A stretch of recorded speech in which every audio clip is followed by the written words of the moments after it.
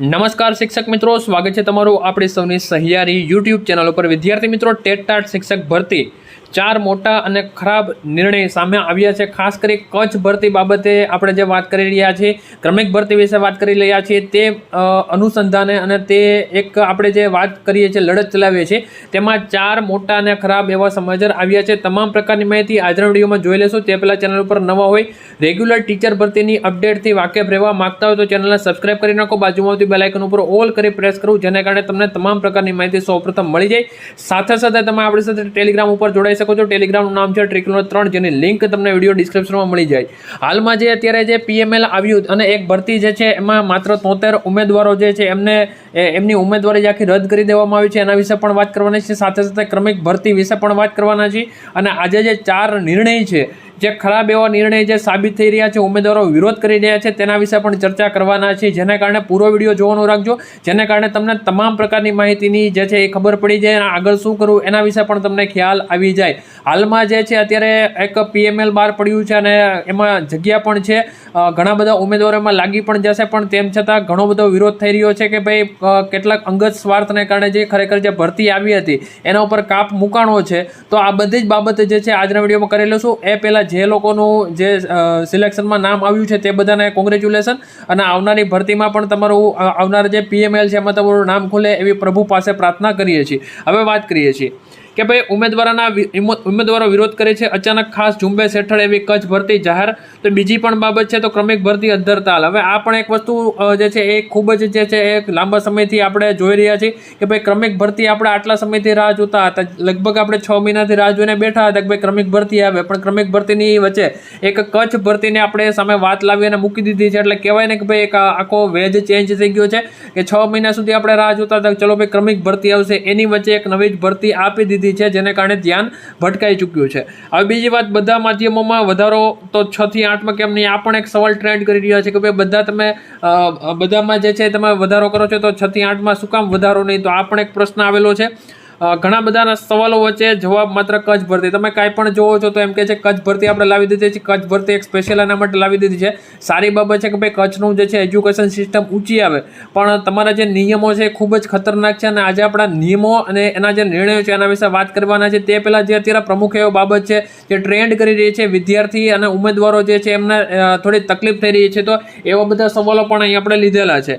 બીજી વસ્તુ, ક્યાંક વ્યક્તિગત સ્વાર્થ તો ક્યાંક કોકને લાભ, નવી પડેલી ભરતી અને PMLમાં પછી પણ ઓછા ઉમેદવારોનું સ્થાન। આ પણ એક વસ્તુ જે છે અત્યારે આપણે જોઈ રહ્યા છીએ કે ભાઈ જે અત્યારની કરંટ ટ્રેન્ડિંગ ભરતી છે એમાં માત્ર 54 ઉમેદવારોને સ્થાન મળે તેવી અત્યારે શક્યતા દેખાઈ રહી છે। બીજી વસ્તુ આગળ જોઈએ છે તો ટેટ ટાટ વચ્ચે PTCનો નવો ખેલ। આ પણ આપણે વચ્ચે સાંભળેલું હતું કે ભાઈ PTCના ઉમેદવારો હવે નહીં ચાલે, આવા ઘણા બધા મેસેજીસ પણ વાયરલ થયા હતા। ત્યારબાદ ક્રમિક ભરતીના કારણે 6 મહિના આપણે રાહ જોઈ, જે સ્વાભાવિક છે કે 6 મહિનાથી વધારે સમય સુધી આપણે રાહ જોઈને બેઠા હતા, પણ ક્રમિક ભરતી ન થતા જે આવી છે અત્યારે સ્પેશિયલ ભરતી, ખાસ ઝુંબેશ હેઠળની ભરતી અત્યારે લાગુ પાડી દીધી છે। પરંતુ સવાલ એ છે, લાયક ઉમેદવારોને ન્યાય મળશે કે કેમ? કારણ કે જે લાયક ઉમેદવાર છે, આપણે જોઈએ છે કે જે અગાઉ જે કીધું હતું ને કે ભાઈ એક આપણું એક શું હતું, એક નિયમ હતો કે ભાઈ જો યોગ્ય સંખ્યામાં જો ભરતી નહીં થાય તો 60% સુધી આપણે મેરિટ અને જે છે કટ ઓફ છે ઘટાડી દેવું, એટલે 60% સુધી। તો એ પણ નિર્ણય અત્યારે જે છે ક્યાં કટાક્ષમાં આવી રહ્યો છે કે એવું કઈ રીતે શક્ય નથી। બીજી વસ્તુ, પરંતુ સવાલ એ લાયક, તો આ તો આપણે જોઈ લીધું છે કે ભાઈ ન્યાય મળશે કે કેમ? હજુ પણ સવાલ એ છે કે પરીક્ષા પછી જ્ઞાન સહાયક રિપીટ થશે કે પછી કાયમી? કારણ કે અગાઉ આપણે એક ભરતી જોઈ ચૂક્યા હતા કે જેમાં પહેલાં એવું કીધું હતું ભાઈ કાયમી ભરતી થશે, અને પછી છેલ્લા આખું એક કહેવાય ને એક પાણીમાંથી પૂળા કાઢ્યા। એ આપણી જે ગુજરાતી કહેવત છે ત્યારે ખરેખર સાચી સાબિત થઈ હતી। પહેલાં કહે છે કે ભાઈ કાયમી ભરતી થશે અને પછી જે છે એ સહાયક આવી ગયું હતું, જ્ઞાન સહાયક, બરાબર? તો કચ્છ ભરતીમાં પણ આવું થશે કે કેમ, એ પણ એક જોવાનું રહ્યું। કારણ કે અત્યારે જે છે ફોર્મ અત્યારે કદાચ જો નવી ભરતી જાહેર થઈ છે તો નવેસરથી કદાચ ફોર્મ પણ ભરાવી શકે, અને જે છે એ પછી એવું કહી શકે કે ભાઈ ચલો ભાઈ હવે જે છે એ કાયમી નહીં પરંતુ જે છે જ્ઞાન સહાયક એટલે કે બોન્ડ આધારિત ભરતી થઈ શકે, એ પણ એક જોવાનું રહ્યું છે, બરાબર? અત્યારે કહે છે કે ભાઈ આખી જિંદગી તમારે ત્યાં રહેવાનું, તો એ સંભવ છે, અગાઉ કરેલો તો આ વખતે પણ કરે, પણ આપણે એવું સરકાર પાસે ઈચ્છીએ છીએ કે ભાઈ આ વખતે એવું ન કરો। હવે જે છે આગળ એ પણ વાત કરીએ કે ભાઈ ક્રમિક ભરતી બાબતે ઘણા બધા મેસેજ વાયરલ થાય છે, તો કોઈ પણ ઉમેદવાર ક્રમિક ભરતી અન્વયે આગળ આવવા તૈયાર નથી તો આવતીકાલે જો આપ નોકરીથી રહી જાઓ છો છો તો બીજાના પરના દોષ ટોપલા ઢોળવાનું બંધ કરજો. હજુ પણ કહીએ છીએ ક્રમિક ભરતી થશે જ એવા વહેમમાં ઉડવાનું બંધ કરી દેજો. એટલે કે ક્રમિક ભરતી માટે આપણે આગળ આવવું પડશે. ખાલી ને ખાલી સોશિયલ મીડિયામાં આપણે જે છે કેમ્પેન નથી ચલાવવાનું. આપણી સાથે ઘણા બધા લોકો એક્ટિવ છે કે જે આ શિક્ષક ભરતી બાબતે ખૂબ જ આગળ થઈ અને કામ કરી રહ્યા છે. તેમની સાથે આપણે સપોર્ટ આપવાનો છે. એ સોશિયલ મીડિયામાં એક્ટિવ છે, આપણે માહિતી આપે છે, તો એની સાથે જોડાયેલું રહેવાનું છે. એ જે સ્ટેપ્સ ફોલો કરવાનું કહે છે તો એ સ્ટેપ્સ આપણે ફોલો કરો.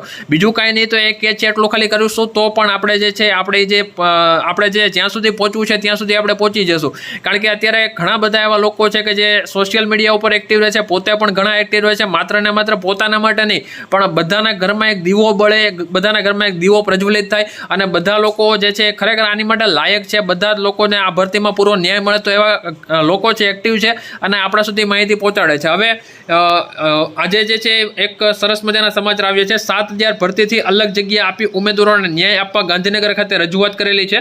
તારીખ 2/5/2025 રોજ ઉચ્ચ પ્રાથમિકના ધોરણ 6 થી 8ના ઉમેદવારો દ્વારા કચ્છની 1600 જગ્યાઓ હાલની સીધી ચાલુ 7,000 ભરતીથી કચ્છ માટે અલગ જગ્યા આપી ઉમેદવારોને ન્યાય આપવામાં આવે તે માંગણીને લઈ ઉમેદવારો ગાંધીનગર ખાતે મોટી સંખ્યામાં પહોંચ્યા હતા અને શિક્ષણ વિભાગને આવેદન આપવામાં આવ્યું હતું.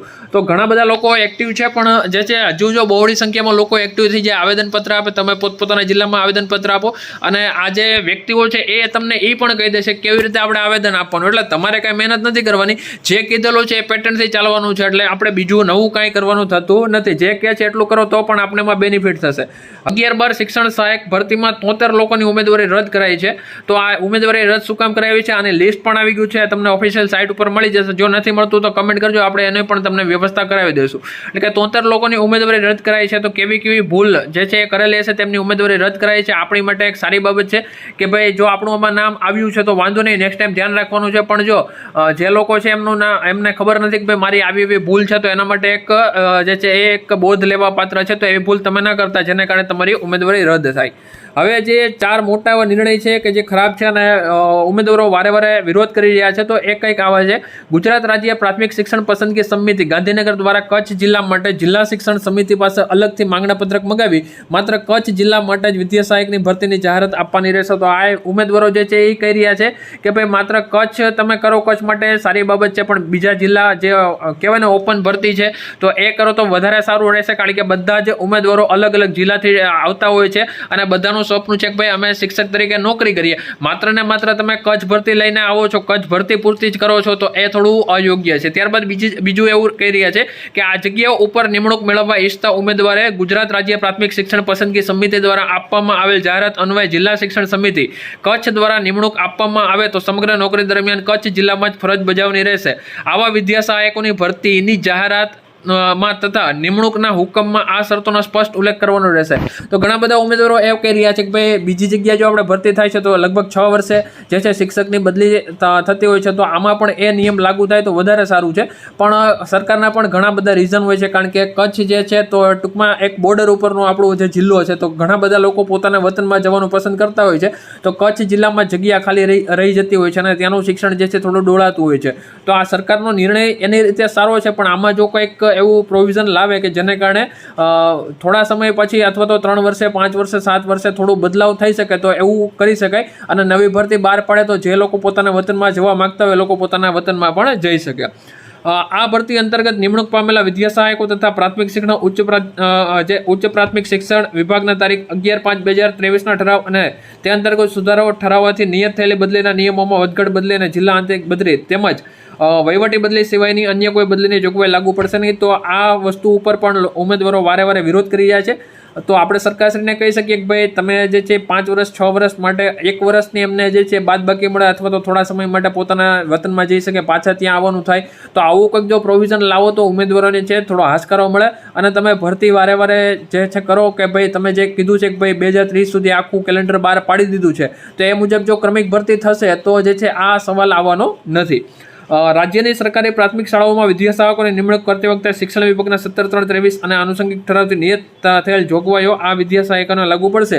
તો એક વસ્તુ છે કે ભાઈ જે નિયમ શરત છે લાગુ પડે છે, પણ એમાં પણ થોડું ઘણું જો પોસિબલ હોય તો એવું કંઈક પ્રોવિઝન લાવો કે જેને કારણે ઉમેદવારો છે પોતાના વતનથી થોડાક સમય માટે નજીક આવી શકે અને માત્ર ને માત્ર કચ્છમાં અને કચ્છમાં નોકરી કરવાની ન થાય એવું સંવિધાન બનાવો કે ભાઈ ચાલો 7 વર્ષ 15 વર્ષ કે 10 વર્ષ એટલો સમય કચ્છમાં નોકરી કરે ત્યારબાદ પોતાના વતનમાં જઈ શકે, આવું કોઈ પ્રોવિઝન બનાવો તો વધારે સારું અને પ્રિફરેબલ રહેશે તેવું જે છે ઉમેદવારો અત્યારે માંગ કરી રહ્યા છે. બાકી તમારું શું કહેવું છે ખાસ કરી કમેન્ટ કરી દેજો. ક્રમિક ભરતી બાબતે આપણે સરસ મજાનો વિડીયો લાવવાના છીએ જેમાં આપણે ક્રમિક ભરતીની માહિતી આપવાના છે અને હવે આગળ શું કરવું, હાલ જેવી રીતે વિડીયોમાં કીધું એવી રીતે આપણે તૈયાર રહેવાનું છે. જે લોકો આપને અત્યારે માહિતી આપી રહ્યા છે, ગાઈડ કરી રહ્યા છે, તેઓ લોકો શું કરવાનું છે પણ સ્ટેપ્સ આપે છે તો આપણે એની સાથે ફોલો કરવાનું છે. તો આપણે જે છે આંદોલન કરશું તો આપણે અગાઉ જોઈ ચૂક્યા છીએ આપણી સાથે શું થાય છે, પણ તેમ છતાં તે લોકો કહે છે, તે લોકો આમાં એક્સપર્ટ છે તો એ લોકો કહે છે તેમને આપણે સાથ પણ આપવો જોઈએ. મળીએ છીએ કોઈના વિડીયોમાં નવી અપડેટ સાથે. જય હિન્દ, જય ભારત, વંદે માતરમ. વિડીયો પસંદ આવ્યો તો લાઈક કરી શેર કરવાનું અવશ્ય રાખજો.